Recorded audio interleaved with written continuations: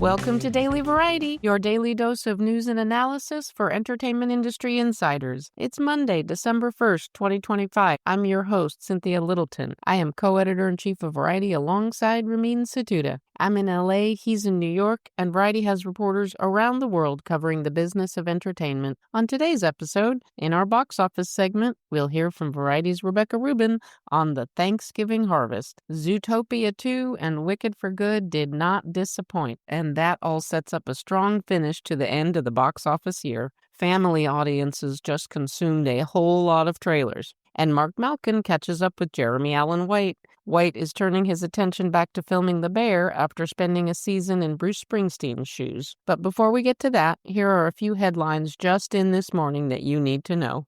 Industry insiders are digging out their inboxes after a mostly quiet, long Thanksgiving weekend. Not that we needed proof, but we got proof that America loves the Macy's Thanksgiving Day Parade. Some 34.3 million people watched the parade across NBC and Peacock. Some of us watched it more than once. The Academy of Country Music Awards are headed back to Las Vegas next year after 3 years in Texas. The 61st annual ACM Kudos are set for May 17th at the MGM Grand Garden Arena and will air live on Amazon Prime Video and Twitch. And let's not forget that the Golden Globe Award nominations will be out 1 week from today on December 8th. The biggest news, of course, that we're awaiting word on is from a new round of bids that are expected today for Warner Brothers Discovery. More to come on that as we know it later this week. All of these stories and so much more can be found on Variety.com right now. Now it's time for conversations with Variety journalists about news and trends in show business. If it's Monday, we're talking box office with Rebecca Rubin, Variety's senior film and media reporter. Zootopia 2 has delivered 2025's biggest box office opening, hands down. There's a lot to discuss, and nobody knows this marketplace better than Variety's box office chief. Rebecca Rubin, you have definitely been busy writing this morning. What a weekend! It was a great weekend for sure, and the second consecutive big weekend, which is important because the box office has been struggling, and Zootopia 2 delivered a huge debut of $156 million domestically, $156 million globally. If you can believe it, that's the fourth biggest opening weekend in box office history, which you might not expect for Zootopia 2. Rebecca, you flagged this 3 months ago as this is something that exhibitors were watching for. But as you say, even among Disney franchises, it's not the splashiest, but boy, America's families showed up. People might not remember the first Zootopia came out in 2016, and it did make $1 billion. And so clearly there's a lot of goodwill for this property. And all year, starting the beginning of the year when I spoke to exhibitors, when I asked them what movie they were most excited for, nearly everybody said Zootopia 2 just because it is such a big property among families. That's called reporting. That's why you are such a good box office analyst. Was there anything that stood out to you about the performance domestically? It definitely just delivered all over. And what's notable here is this is the second best Thanksgiving launch of all time. And that's behind another Disney sequel, which was last year's Moana 2. And that film opened to $225 million over the 5 days, which is just an absolutely massive number. To give you some context, in third place, the third biggest Thanksgiving release of all time is, you guessed it, another Disney sequel, 2019's Frozen 2, and that film made $125 million over the 5 days. And so Zootopia 2, the performance is a little more in line with Frozen. Moana 2 was just such a juggernaut, but Zootopia 2 has really excellent word of mouth. It has an A cinema score, and reviews from critics are really strong, which means it will probably appeal not just to families, but also just audiences, general audiences, and that will separate it from the films this year that haven't been able to crack the $1 billion benchmark. And just seeing these numbers reminded me, we really haven't been talking about family films. There haven't been that many. Those that have been haven't really broken out. Another reason why this film overperformed to the degree it did is just like you said, there has not been a big animated family film in a while. The last animated movie was The Bad Guys 2 in August, and it did modest business, but nothing on this scale. This is the biggest animated film since Moana 2 a year ago, and so there's definitely a lot of pent-up demand from families who are looking for reasons to leave the house when they have so many options at home. It needs to be something really special to take the whole family to the movies. And you were really watching the Thanksgiving, the 4-day frame of it all, right? Thanksgiving typically has been a very popular time to go to the movies, but then post-pandemic, it was struggling a lot. There were some animated movies like Disney's Wish that came out a few years ago, and nobody really went to see it, and there was genuine concern. Is Thanksgiving no longer a really popular period anymore? And then the last 2 years, we've seen a real true return to form, and it's funny, it's had a pretty similar formula, which is a Wicked movie, and then a Disney animated sequel. So last year was the first half of Wicked and Moana 2. This year it's the second half of Wicked, which had a great second weekend. And then, of course, Zootopia 2. And so what's interesting is in these two consecutive years, these are both PG films that are targeting all audiences, and they've both really thrived with each other, and they're not cutting into the audience. And so it's showing that if there are two movies that are of quality and people want to see, they will go to see both. They're not necessarily cannibalizing each other. Or I wanna talk about the incredible international box office for Zootopia 2, but before we leave domestic land, how did Wicked for Good do in its long second weekend? So Wicked for Good had a great second weekend. It made 93 million over the 5-day period. That's from Wednesday to Sunday, which is what theater owners count as the Thanksgiving stretch. And right now it's having a steeper drop than the first film. The first film had a really excellent hold in its second weekend. But since Wicked for Good had a much bigger opening, it's still pacing slightly ahead of the first film. And so it's made $270 million domestically and nearly 400 million globally after just 10 days. And I think sometimes it's easy to just assume that a movie like Wicked for Good is going to be huge, but with musicals, it's just such a hit or miss genre that for a musical to have made nearly $400 million in just less than 2 weeks is pretty remarkable and a true testament to what an event Universal has turned the film into, and people from all walks of life over Thanksgiving are talking about going to see the film, and so definitely expecting that to remain a force throughout December. Yeah. Okay, let's talk international for Zootopia 2. I mean, the number was pretty incredible. Do you think that that 400,000,000 blew away even Disney's estimate? Yeah, especially in China, that was such a big turnout. It made $272 million there in its first 5 days, and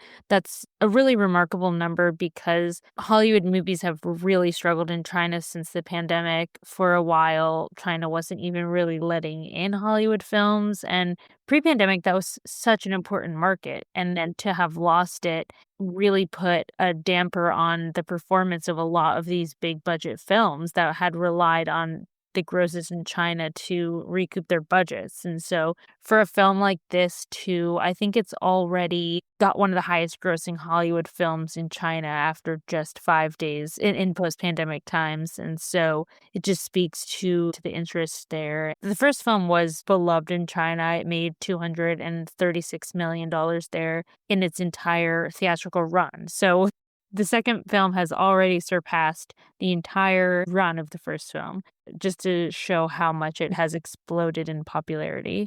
You had a detail in your story that just made me swoon for your expertise as a box office analyst about something that also might have built up anticipation and excitement around this movie in China. The first film was quite popular in China, but in the time since, there is a Zootopia land that opened at Shanghai Disney, the theme park, and that is really what Disney was looking at to gauge how popular Zootopia 2 was in China. And since that land has been a big attraction, they knew that Chinese audiences were really into this franchise. It's all connected. It's all connected. That just does show you the level of Disney muscle and the things that influence their franchise management. Well, that was a lot to unpack, Rebecca. I know we still have an Avatar movie to come, but what are you paying attention to next weekend? What's going to be really interesting is Universal is opening Five Nights at Freddy's 2 in the first weekend of December, and that is usually a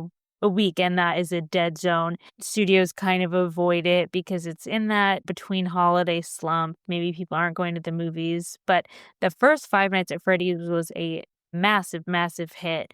And even if it doesn't do the business that the first movie did, it's still going to be a very nice lift for that early December period. That'll be interesting to see how it does because typically theater owners would then have to wait for a movie like Avatar to open in a few weeks to get another big boost, but it seems like attendance might be a little steadier through the month of December, and that is going to be very needed to get the domestic box office is trying to reach $9 billion.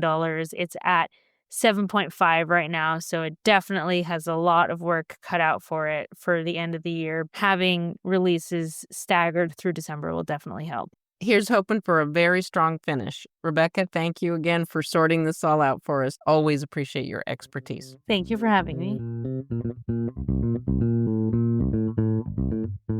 After all the talk of Thanksgiving weekend records, I dove into the Variety archives and looked at our coverage for Thanksgiving weekend in 1990. Home Alone was the surprise runaway hit that year. I learned that distributor 20th Century Fox used the Wicked playbook of opening Home Alone the weekend before Thanksgiving.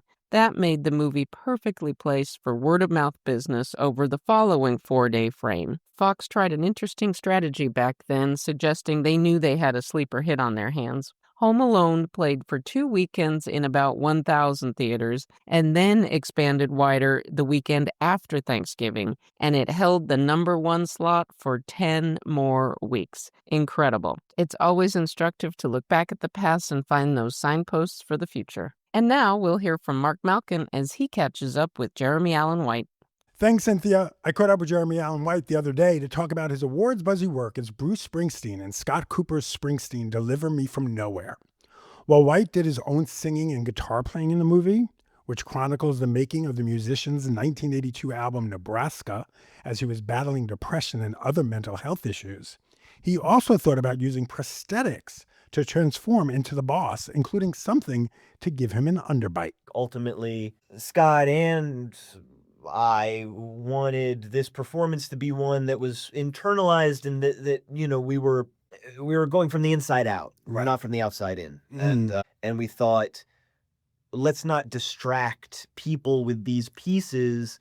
White is also taking on another real person, Wall Street Journal reporter Jeff Horwitz, in Aaron Sorkin's upcoming The Social Network sequel, The Social Reckoning. Like so many of us, White struggles with his social media use. I've had a certain curiosity and sort of like a questioning my, dependency on this stuff for a long time. But there is one thing that's helping curb that dependency. White told me he uses an iPhone 12, one that is broken and limits when he can be on the apps. So I actually can't go on Instagram or Twitter or online unless I have Wi-Fi. And so unless I'm home, I'm not going to ask for Wi-Fi wherever I'm going, so I don't use it as much. For more of my interview with White, he also reveals when he starts Shooting the Bear Season 5, go to Variety.com.